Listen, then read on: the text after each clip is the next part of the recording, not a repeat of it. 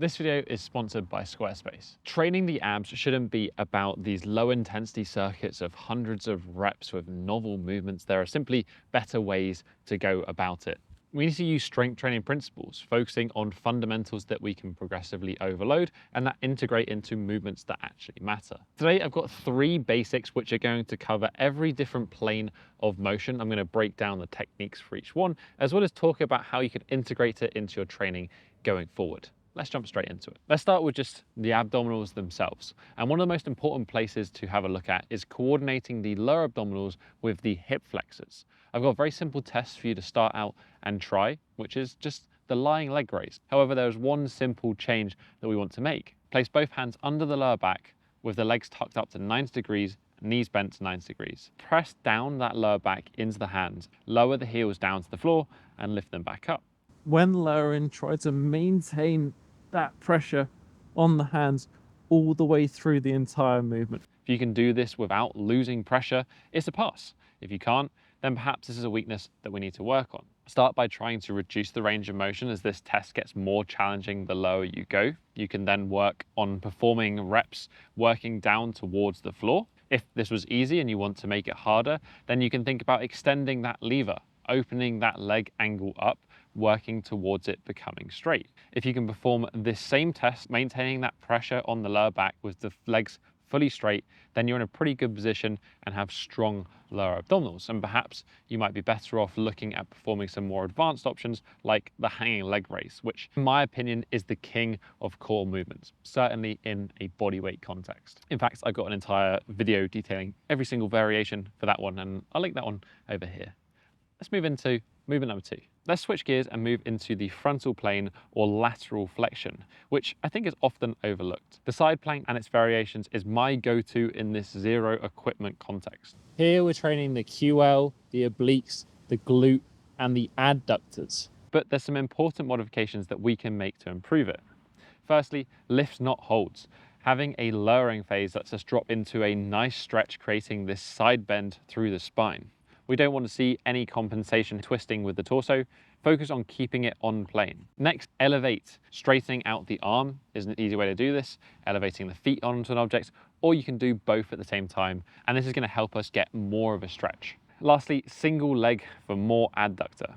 This will not only increase the difficulty, but it will also provide a fantastic stretch over the adductors, which can help in things like middle splits or pancake if that is in your goals. So pick a variation that's going to match your strength and requirements. My personal favorite here is straight arm for the elevation and then single leg. So you're getting a great stretch over the obliques and side, and you're also strengthening and stretching the adductor. I'd also like to mention here there's a great standing variation which I shared in this spinal movement video.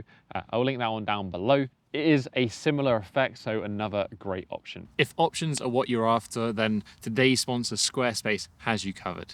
It's never been easier to create a professionally designed website with templates for every need, optimized for every device to ensure a great experience. Create an online store and start selling your products, whether that's your services or your own custom merch. It's how I started my business 7 years ago. Like training, we want to keep track. With end-to-end analytics, you can learn what works and build your business better. You can go to squarespace.com to start your free trial. When you're ready to go live, you can use this link to save 10% off your first website or domain. Right, let's jump into section number 3 of these core exercises. Finally, let's get into the transverse plane with some rotation. I love the wood chopper here as it helps to integrate the core into the full body. I'm using a band for the minimal equipment version, but you can also use a dumbbell or cable if you're in a gym. We can adjust this exercise with an anchor depending on what we want to emphasize. Having a low anchor is going to focus more on creating extension and it's going to bias the back. If we anchor it high, then we're going to focus on flexion, biasing the abs. Both are great options. It's really just going to depend on what your goals are and how it fits in with your training. The key to both of these is the lateral shift in the hips. Take a nice wide stance and let the band pull you into a stretch to the start, twisting over that leg into internal rotation. As we twist with the arms, we're going to shift the hips over, pressing out of the foot, extending the leg and twisting onto the other side. Think about pulling the hands down into the pocket or trying to throw them over your shoulder, depending on which anchor position you're going for. This movement is slightly more technical than the other one, so I'd recommend performing it slowly at first, really focusing on synchronizing, pausing at the start and the end. In contrast to the first two exercises where the loading is a little bit more linear and the reps are limited, this one we can perform for higher reps, but I just like it for working the movement and integrating in that rotation. Finally, I wanted to just mention integrating in core training to your actual training. I don't think that these two should necessarily be separate, especially if you do bodyweight training such as myself. There is a lot of core elements just simply built into the exercises we want to do. If you have a weak core, such as doing the test at the beginning of this video, then perhaps some additional core training could help bring up some of those weaknesses and then bring up your overall level of strength. This is why I start with the lower abdominal lift, because I think it's a great general place to start, and then it helps us move on to the hanging leg raise, which is just kind of a great one-stop shop for developing your core strength. The side flexion lifts are great for people who want to improve their hip flexibility in general. Ultimately, pick the one that is relevant for you, stick that in, stay consistent, and get work on it. As always, if you have any questions, please let me know in the comment section down below. If you enjoyed this one, hit that thumbs up button, support the channel. Right next to it is that subscribe button so you don't miss out on any more future videos. Other than that, catch you in the next one. Have a strong week. Peace.